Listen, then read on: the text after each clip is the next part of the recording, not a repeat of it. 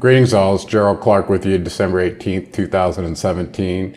Today's presentation I'm going to give to you is on the Russian Jews, Khazarian Mafia, and their possible connections with this New World Order business happening right before. So the reason I'm focused on this is because a lot of people don't really know that much about Russia, and also given the fact it's been in the headlines for as the colluding agent that promoted President Trump to his position right now as a witch hunt's been going on in the courts and such for, geez, the whole last year. So I thought it was time to take a look, and it just so happened to coincide with some family lineage research that I was doing. I have a genealogy table that was given to me by the family, and I was looking into it.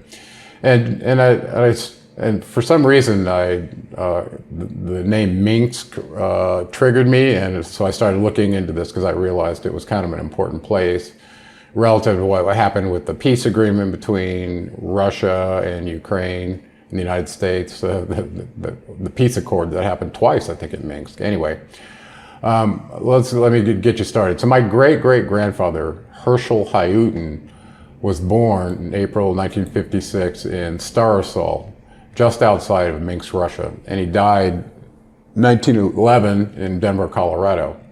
So in 1891, this Hayutin clan, I guess that's just one in there, shouldn't have two, migrated from Russia for the United States via Ellis Island, New York.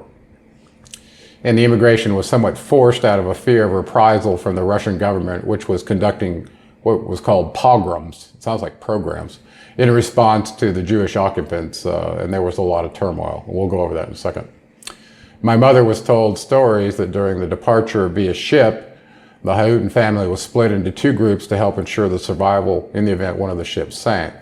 She reported the women hiding their valuables sewn into their dresses so as to have something to start over with in the new land.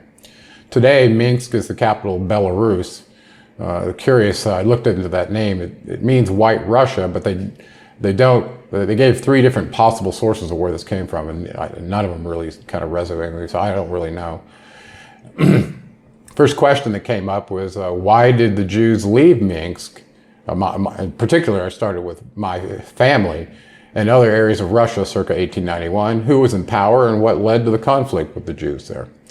And the second question is, what is the origin of the Jews in Eastern Europe in the first place, and especially Russia?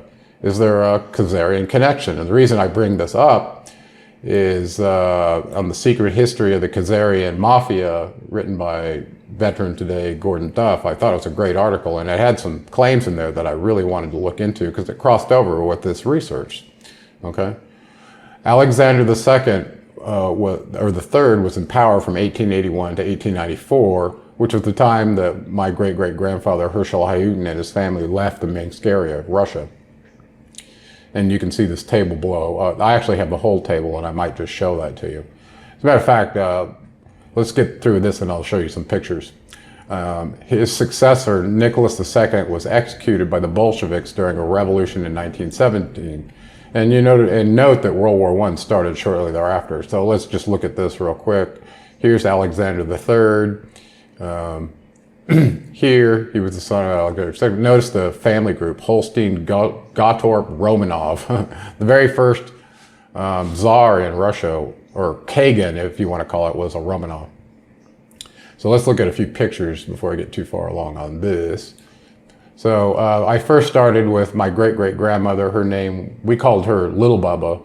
Her name was Elizabeth Lerner. And you can see right here, she has some of her data here from early on.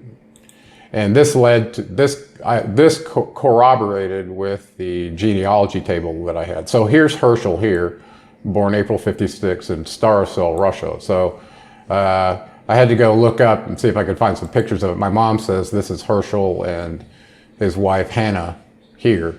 And you can find this on the internet. It's funny, we called them Bubba and Zeta. Actually, we called my grandfather Bubba and Zeta, but that was apparently a title, not a name. I didn't know that for a long time. Anyway, here's Minsk here in Russia. And you can see that Starosul sits right out over in this area, right out here. Let's see, I had it right before. Let's see if it brings it in. Okay, yeah. So here's Starosul. This is the region where he lived, apparently And he was born here in 1856 and left in 1891. And here's just a little bit on Belarus, where I did some research to find out some of the... I was trying to figure out what the name of the word Belarus meant, really, but anyway, so it turned out to mean something like White Russian when you look it up. Okay, I mentioned Gordon Duff's article, and I want to kind of go back to that a little bit and focus on this area that he was talking about between the Black Sea and the Caspian Sea. Here's Russia up here. And this picture he had on his post was the Khazarian, the Caucasus, where there was a mass conversion to Judaism in the 8th century. That's true, I looked that up. Now, these people may not have had a connection with ancient Israel the way you stated here, but I don't know, it's really hard to understand when they left the Levant and actually ended up in these regions, and they came from different places too. So anyway, this is what caused me to start looking into it. So let's open our document back up. Okay, so I'm going to try to answer these questions here, and in particular, why did they leave Minsk, and why was Minsk important, and how did they ended up in Russia? These Jewish people ended up in Russia in the first place. Okay, so let's go back to the Bolsheviks, Lenin, and Marx. And many people don't know anything about the leaders of Russia and their history, mostly because a lot of it's been censored in the West relative to the Iron Curtain and all the things that went on with the Cold War since World War II. So even when I was in the military, we were trained to be against the communists of Russia. Well, check this out. The Bolsheviks literally mean one of the majority. So there was a faction of the Marxist Russian Social Democratic Labor Party, RSDLP, which split apart from the Menshevik faction at the Second Party Congress in 1903.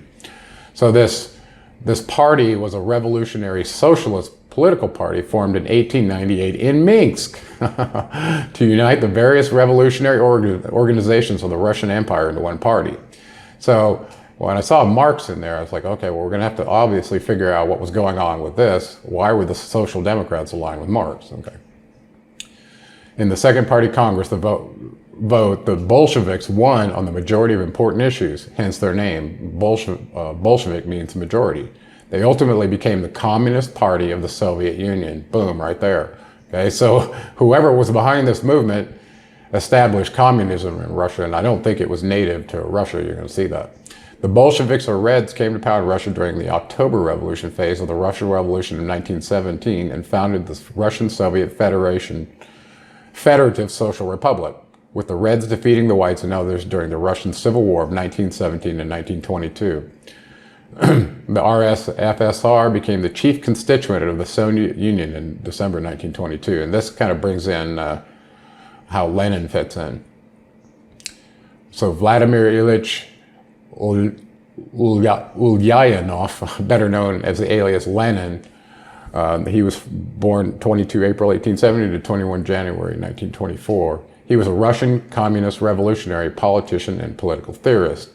He served as head of the government of the Soviet Russia from 1917 to 1924 and of the Soviet Union from 1922 to 1924. Under his administration, Russia and then the wider Soviet Union became a one-party communist state governed by the Russian Communist Party. Ideologically, and this is a key point right here, a Marxist, okay, Lenin was a Marxist. He developed political theories known as Leninism. He was born to a wealthy middle-class family in Simbirsk. Lenin embraced revolutionary socialist politics during following his brother's 1887 execution. He was expelled, check this out, from Kazan Imperial University, and I looked this up, this is one of the oldest universities in Russia, for participating in protests against the Russian Empire's Tsarist government. And he devoted the following years to a law degree. So remember, we're talking about Khazarian, Kazan, so this is quite interesting. But also the early rulers of Russia were considered Khagan, Khagan, or Kazan. So Genghis Khan came from this name, the Kagan or Kazan, okay? Or they derived it from him. Anyway, Lenin moved to St. Petersburg in 1893 and became a senior Marxist activist, okay? In 1897, he was arrested for sedition and exiled to Shushinoshka for 3 years, where he married this woman. Okay. Now, I've only had 2 cups of coffee. I don't think I have enough for a third pronunciation. After his exile, he moved to Western Europe, where he became a prominent theorist in the Marxist Russian Social Democratic Labor Party. Okay, you're probably wondering why how does this fit to Khazaria and blah, blah, blah. You'll see in a minute. He took a key role in the RD-SLP ideological split, leading the Bolshevik faction against Julius Martov's Mensheviks. He encouraged insurrections during Russia's failed revolution in 1905. He later campaigned for the First World War to be transformed into a Europe-wide proletarian revolution, which, as a Marxist, he believed would cause the overthrow of capitalism and its replacement with socialism. So it's pretty important to understand this part of the history. After the 1917 February Revolution ousted the Tsar and established a provisional government, Lenin returned to Russia to play a leading role in the October Revolution, in which the Bolsheviks overthrew the new regime. Okay. So they were a major organization, the Bolsheviks, consisting primarily of workers under a democratic internal hierarchy governed by the principles of democratic centralism, who considered themselves the leaders of the revolutionary working class of Russia. And the Russian Social Democratic Workers' Party was, I guess you'd consider it a revolutionary socialist party. It was formed in 1898 in Minsk to unite these various revolutionary organizations against the Russian Empire as one party. Okay, let's see. Let's go on to Karl Marx here. This is where, so Lenin was an astute follower of Karl Marx, so we have to understand what is it he believed that led to communism, okay? So Karl Marx, childhood and early education. He was born 1818, died 1836. Born May 5th, 1818 to Heinrich Marx, 1777 to 1838, and Henrietta Pressburg, 1788 to 1863. He was born at Bruckengasse 664 in Trier, a town then part of the Kingdom of Prussia's province of the Lower Rhine. Marx was ancestrally Jewish, check this out, as his maternal grandfather was a Dutch rabbi, while his paternal line had supplied Trier's rabbis since 1723. So the Jewish family married Jewish, okay, that's what he's saying. A role taken by his grandfather, Meyer Halev Marx.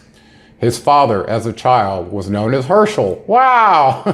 This is where my hair started standing up on end. My great-great-grandfather's name was Herschel.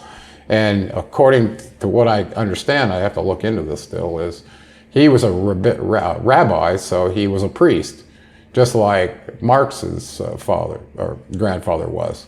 So does that mean they were the Levitical line? This is the part I haven't really pinned down yet, even though I thought I had that correct. Maybe somebody who was raised Jewish could tell me, because I don't know. And he was the first in line to receive a secular education and became a lawyer and lived relatively wealthy middle-class existence with his family owning a number of Moselle vineyards. Okay, this is in the Rhineland in Germany.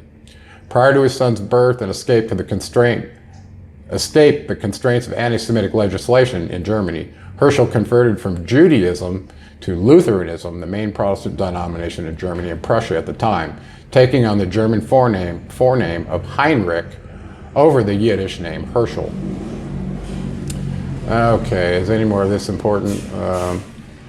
Okay, we already know this movement that led to the Bolshevik Revolution was based on Karl Marx's beliefs, which Lenin adopted. So despite Russia's agrarian nature, the true revolutionary potential lay with the industrial working class.